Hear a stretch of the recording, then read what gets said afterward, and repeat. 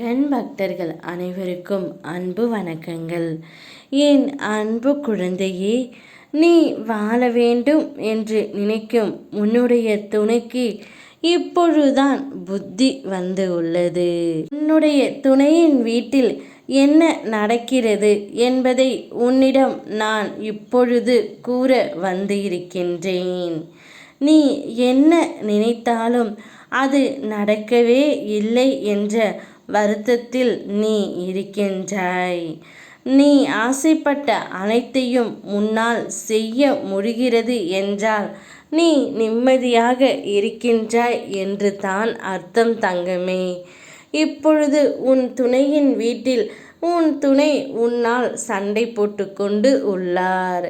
அதனால் அவரிடம் அளவுக்கு அதிகமாக அருகில் உள்ள எல்லோரும் கோபம் கொள்கிறார்கள்.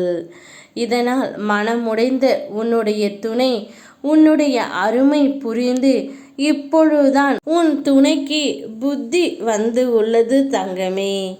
இங்கு எவ்வளவு சுகமான வாழ்க்கையை வாழ்ந்து வந்தும் இப்பொழுது அனைவரிடமும் திட்டு வாங்குகிறோமோ என்று உன் அருமையை புரிந்து கொண்டு அவருடைய மனம் மாறி புத்தியும் தெளிவும் வந்துவிட்டது.